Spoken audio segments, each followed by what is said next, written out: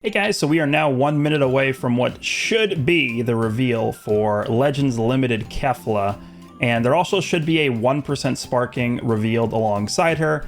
I'm thinking it's going to be like the Universe 6 Namekians, it's going to be Frost, it could also be someone from Universe 7, could be like a God Goku, some kind of like Super Saiyan Vegeta, I don't know, I'm just spitballing here. Gohan, Piccolo, do we even have a Piccolo from the Tournament of Power? I don't think so. But there's some options here for the 1% character. For Kefla in particular, her tags are going to be Saiyan, Universe Rep, and Fusion Warrior, at least her main tag. She's also going to have like Girls and Universe 6 and things like that. Okay, the JP account just tweeted. I'm just waiting. I have my phone here to give me the notification. I'm just waiting for the English account to post it. But I'm looking for buffs specifically for Fusion Warrior, Universe Rep, because those are the tags that I think they're going to be focusing on for Kefla. Just got the Platinum equipment for Ultra Super Vegito. And they did just finish buffing Universe Reps in part 1 of the anniversary. So both of those tags, I think they're spotlighting here with this Kefla release. Let's go ahead and refresh the page just to see if anything is here. Okay, we do actually have the thing here. Thanks for giving me the notification. Let's go. Let's unmute this. Let's make it like half. And then we have this. Okay, so we should be good to go. New fighter. Let's see what we are working with here.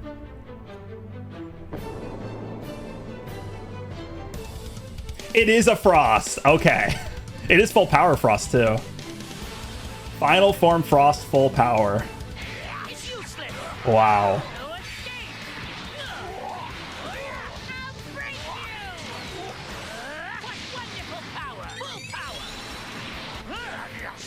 Okay. Things just got interesting. What a bore. You should at least try to put up a fight. And here we go. Yep. Okay, it's just Super Saiyan 2 Kefla, yeah. No transformation or anything, okay. That's a cool cover change. This is so long range blue. Stop time green, it looks like. There's the ult.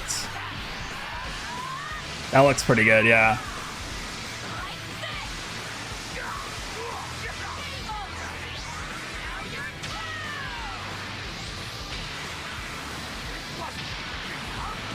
Those are the pinwheels, guys. That was the hint. Are you impressed?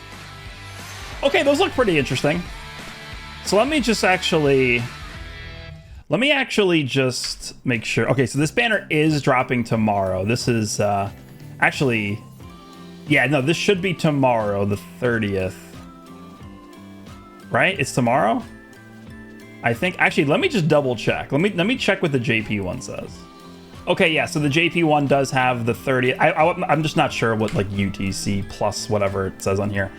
This character is dropping tomorrow. The reason why I wanted to confirm that is because sometimes they delay the end of the month release to be the last day of the month. That is not going to be the case for this character. This character is dropping tomorrow at normal time, weekly reset. So that's going to be Wednesday the 30th at 3 p.m. my time. By the way, there is no PvP maintenance tomorrow because the season is still going for another week. This is a normal length 2-week PvP season, but for whatever reason, they delayed the character to drop during a week where PvP doesn't reset. I actually hate when they do this.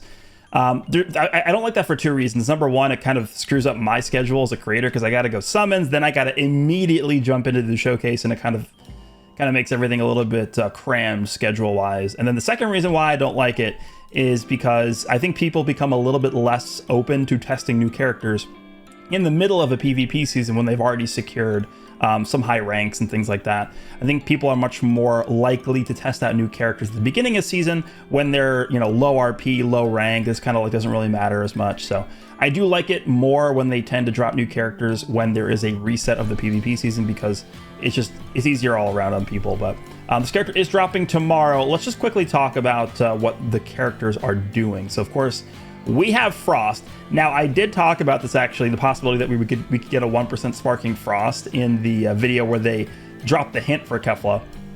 Now, let me actually go here. Now, all of a sudden, and by the way, we're not going to be able to see what Frost does until the data download tomorrow because they never post details about the side 1% sparking characters. But, dude, full power Frieza being like just the most formidable character right now. We have this guy on LOE We have the yellow full power Frieza with his equip.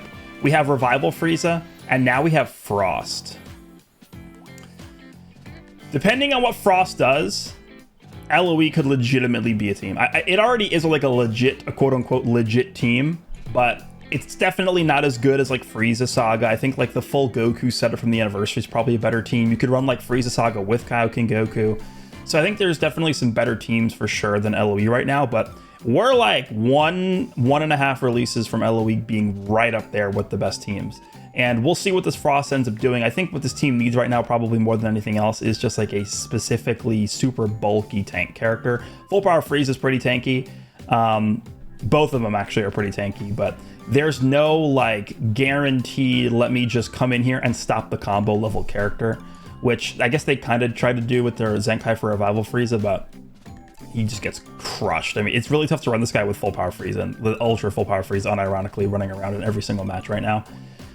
So we'll see what Frost ends up doing, but for Kefla, let's just forward to what Kefla's animations are, because I think it showed most of them, right? So we have, let's see.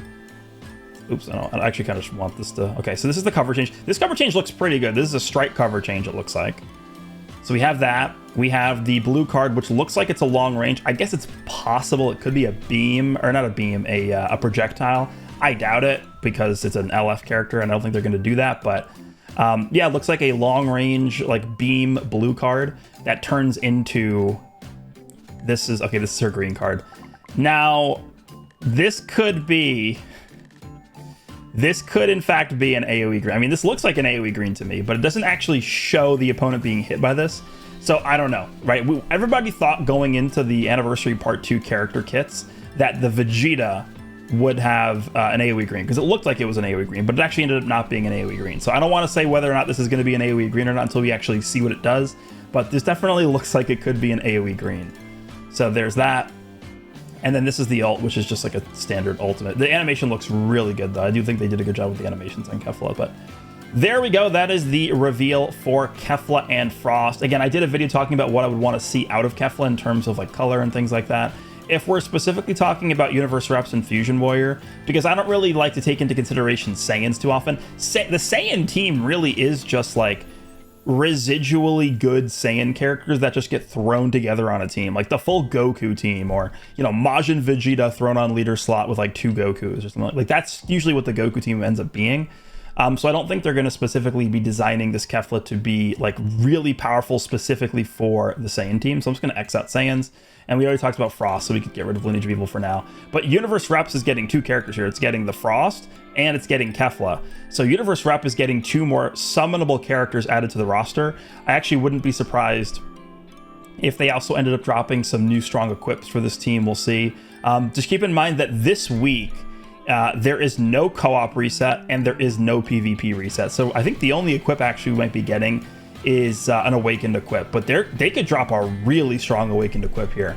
And then Fusion Warrior. And I think my conclusion from the video after looking at both these teams, Fusion Warrior really only has one like super powerful character right now, which is Ultra Super Vegito. So if they want to make Kefla really strong next to Super Vegito, they're going to make her blue or green. And then for Universe Rep, I mean, we're talking about the strike-based version of the team, because that really is just the better version of the team, I think. UI Goku hit, we have the Tag Kill and Caulifla, we have characters like the reviving Zenkai UI Goku, we have like Goku and Frieza.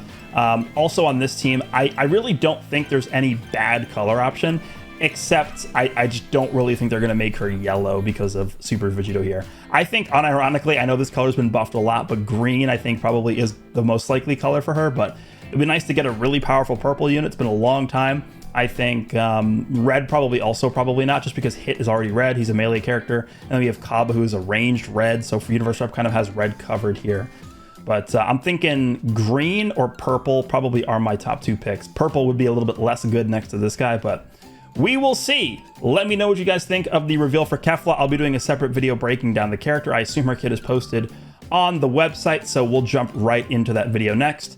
And I'll see you guys in the next one.